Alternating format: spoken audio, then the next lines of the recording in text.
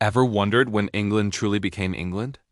I mean, not just a chunk of land, but the idea of the nation we know today. Was it the Romans? The Vikings? The Norman conquest? It's a tricky question, and the answer isn't a single date on a calendar. It's a story, a long and messy one, and it all starts long before the name England even existed. Let's rewind. After the Romans packed up and left Britain around the year 410, the island was a patchwork of native Briton kingdoms. But new arrivals were coming from across the North Sea, tribes we lumped together as the Anglo-Saxons, the Angles, the Saxons, and the Jutes. They weren't a unified force. They were raiders, mercenaries, and eventually settlers, establishing their own small kingdoms. This period is often called the Dark Ages, but it was really the dawn of something new. 7 major kingdoms emerged, what historians call the Heptarchy: Northumbria, Mercia, East Anglia, Essex, Kent, Sussex, and Wessex. For centuries, these kingdoms were constantly at war, vying for dominance. One king might rise to become a Bretwalda, a sort of high king over the others, but the idea of a single, unified England was still a distant dream. They spoke similar languages, shared a similar culture, but they were Northumbrians or Mercians first, not English. Then a storm hit. A storm of longships and bearded warriors from Scandinavia. The Vikings. Starting in the late 8th century with the raid on Lindisfarne, the Viking attacks grew from hit-and-run raids to full-scale invasions. They weren't just here to plunder. They were here to stay. They conquered Northumbria, Mercia, and East Anglia, creating a vast territory known as the Danelaw. By the 870s, only one Anglo-Saxon kingdom was left standing, desperately holding on by a thread: Wessex, led by a king who would become a legend. His name was Alfred. Alfred the Great. He wasn't born great. He was a scholar, a man of faith, who was thrust into a desperate war for survival. After a devastating defeat, he was forced to hide in the marshes of Somerset. It was from this low point that the legend of England truly begins. Alfred didn't just fight back with swords, he fought back with an idea. He rallied the men of Wessex and won a decisive victory at the Battle of Edington in 878. But he did more than just win a battle. He made a treaty with the Viking leader Guthrum, establishing the boundary of the Danelaw and, crucially, securing Wessex. This is where the first flicker of England appears. Alfred wasn't just the king of Wessex anymore. He began to style himself as the king of the Anglo-Saxons, claiming to rule all the English people not under Danish control. He understood that to defeat the Vikings for good, the Anglo-Saxons needed to see themselves as one people, united by a common language, faith, and enemy. He reformed the army, built a network of fortified towns called burhs, and even established a navy. He also kick-started a cultural revival, translating important Latin texts into Old English so his people could read them. Alfred was laying the foundations, not just for a kingdom, but for an English identity. Alfred saved the idea of England from extinction, but it was his successors who built the house. His son, Edward the Elder, and his daughter, Thelfold, the formidable Lady of the Mercians, began the long, hard slog of reconquering the Danelaw. They pushed north, town by town, fort by fort.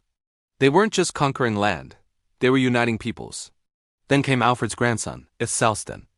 This is the man many historians point to as the first true king of England. In the year 927, Aethelstan marched north and took the Viking capital of York. He then received the submission of the kings of Scotland and Strathclyde. For the first time, one ruler controlled the entire landmass we now call England. He issued coins that declared him Rex Totius Britannia, King of all Britain. His reign wasn't just a military conquest. It was an act of political creation. But was it secure? Not yet.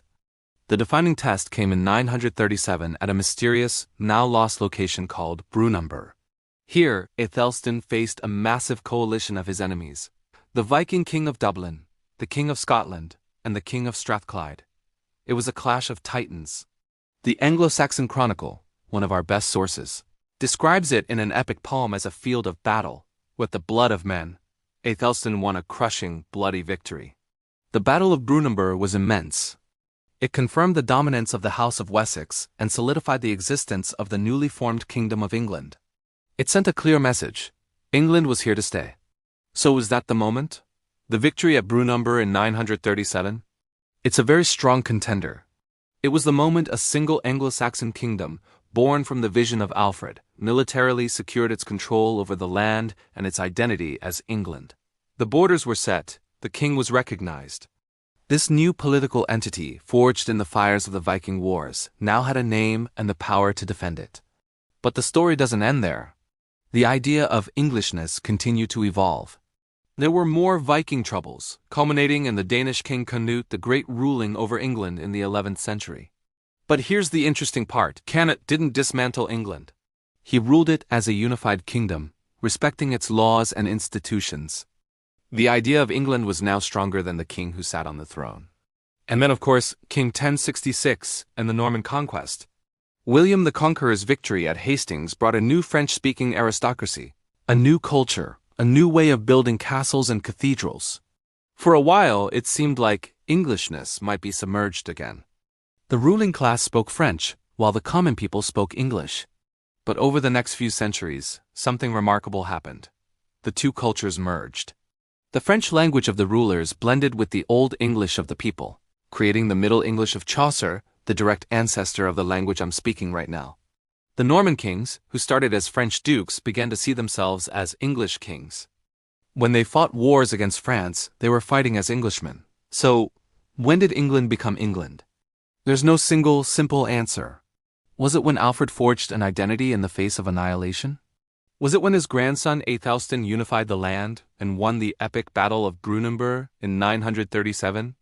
Or was it centuries later, when the Norman conquerors and the Anglo-Saxon conquered finally blended into a single people with a single language? Perhaps the best answer is that it wasn't a single moment, but a process.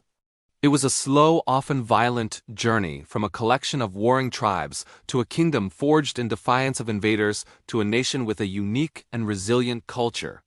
The moment Aethelstan stood victorious at Brunanburh is perhaps the closest we can get to a birthday for the political state of England. But the soul of England, its language, and its identity? That was a story that took much longer to write. A story that continues to be written even today. Thanks so much for watching. What do you think was the most important moment in the creation of England? Let me know in the comments below. And if you enjoyed this journey into the past, don't forget to like, subscribe, and hit that bell for more history videos. See you next time.